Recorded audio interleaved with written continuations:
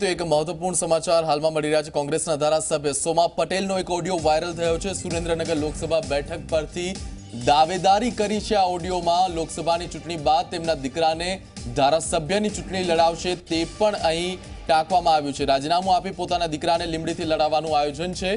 કોંગ્રેસના કાર્યકર અને સોમા પટેલની આ વાતચીત છે। આ ઓડિયો અત્યારે વાયરલ થયો છે। ઝી24 કલાક આ ઓડિયોની પુષ્ટિ નથી કરતું। લોકસભાની ચૂંટણી બાદ દીકરાને પણ ધારાસભ્યની ચૂંટણી લડાવવાનો આ ઓડિયોમાં ટાંકવામાં આવ્યું છે અને રાજીનામું આપી દીકરાને લીંબડીથી લડાવવાનું આયોજન છે। શું વાતચીત છે આ ઓડિયોની? ઝી24 કલાક ઓડિયોની પુષ્ટિ નથી કરતી, પણ તમને સંભળાવી કે શું વાતચીત કરવામાં આવી છે કાર્યકર અને સોમા પટેલ વચ્ચે। હેલો, હા સોમા દાદા તલવાણથી બોલો। બોલો। હવે ટીવીમાં કઈક તમે ટિકિટ કઈક સંસદ સભ્યની માંગો છો એવી લેખિત આવે છે। શું આવે છે? સંસદ સભ્યની ટિકિટની તમે માંગણી કરી છે દાદા? હા। હવે દાદા જ્યાં છો અહીંયા રહી જાઓ। તમે આ ચૂંટણી માંડ જીતાડ્યા છે એટલે પાર્ટીને ઓલો રાખી હવે બીજાને લેવા દો કે દાદા આમાં તમે હું જે કહું ને એ બહુ સમજી વિચારીને કહું છું। મારે ક્યાંય જવું નથી, મારે કોંગ્રેસમાંથી લડવાનું છે। હા, પણ તમે ધારાસભ્ય છો એ બરાબર છે। શું કરવા? હેલો, હા સોમા દાદા તલવાણથી બોલો। બોલો। હવે ટીવીમાં કઈક તમે ટિકિટ કઈક સંસદ સભ્યની માંગો છો એવી લેખિત આવે છે। શું આવે છે? સંસદ સભ્યની ટિકિટની તમે માંગણી કરી છે દાદા? હા। હવે દાદા જ્યાં છો અહીંયા રહી જાઓ। તમે આ ચૂંટણી માંડ જીતાડ્યા છે એટલે પાર્ટીને ઓલો રાખી હવે બીજાને લેવા દો કે દાદા આમાં તમે હું જે કહું ને એ બહુ સમજી વિચારીને કહું છું। મારે ક્યાંય જવું નથી, મારે કોંગ્રેસમાંથી લડવાનું છે। હા, પણ તમે ધારાસભ્ય છો એ બરાબર છે।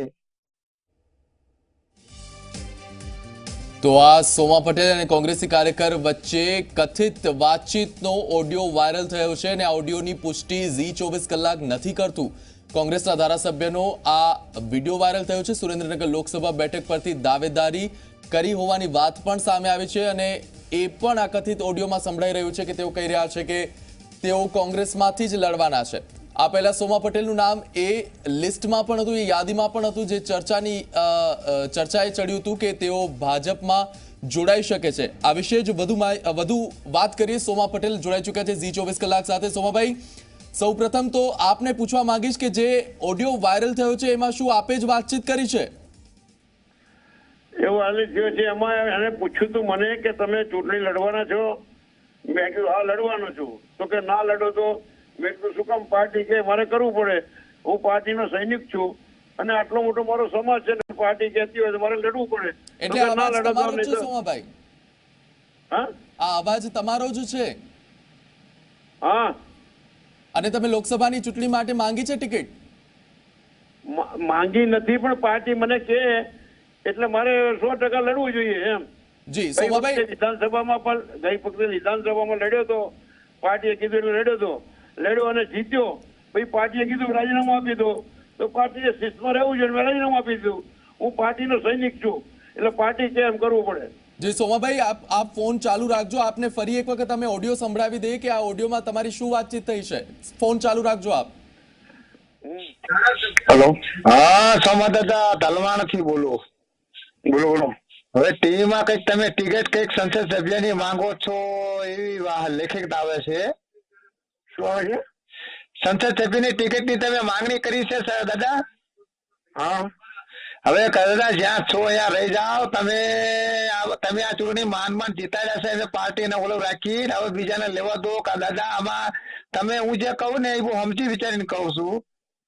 મારે ક્યાંય જવું નથી, મારે કોંગ્રેસમાંથી લડવાનું છે। હા, પણ તમે ધારાસભ્ય છો એ બરાબર છે। શું કરવા? સોમાભાઈ, સાંભળ્યો આપે આ જે ઓડિયો સામે આવ્યો છે? બરાબર છે, હું જ બોલ્યો છું અને મેં કીધેલું છે કે પાર્ટીનો આદેશ શિરોમાન્ય છે ને મારે પાર્ટી કે લડવાનું છે। એક વાત એ પણ ચર્ચાઈ રહી છે કે જો ધારાસભ્ય પદ આપે છોડ્યું તો આપના દીકરાને લડાવશો?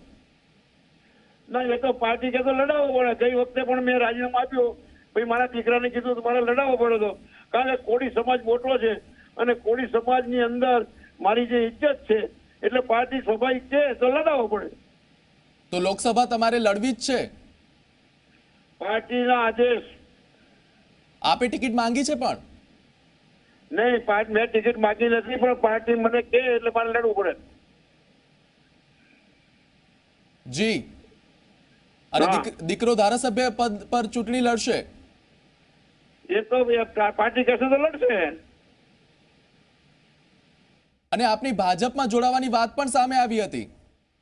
એ તો બિલકુલ વાત ખોટી છે. હું જેને મને સસ્પેન્ડ કરેલો છે, ભાજપમાં હું 45 વર્ષ રહ્યો છું અને કોંગ્રેસમાં છેલ્લા 10 વર્ષથી હું સક્રિય રીતે કામ કરું છું અને મારા સમાજના હિસાબે મારી ઇજ્જત છે અને પાર્ટીમાં પણ મારી ઇજ્જત છે, એટલે મારે ક્યાંય જવું નથી. હું કોંગ્રેસમાં જ રહેવાનો છું. સોમાભાઈ ટિકિટ નહીં મળે તો પણ નહીં જાઓ? તો પણ પાર્ટીમાં જ રહીશ. જી આભાર આપનો ઝી 24 કલાક સાથે વાતચીત કરવા બદલ. તો સોમાભાઈ પટેલ સાથે ઝી 24 કલાકે વાતચીત કરી અને આ ઓડિયોની પુષ્ટિ તેમણે જ કરી છે કે આ તેમનો જ અવાજ છે.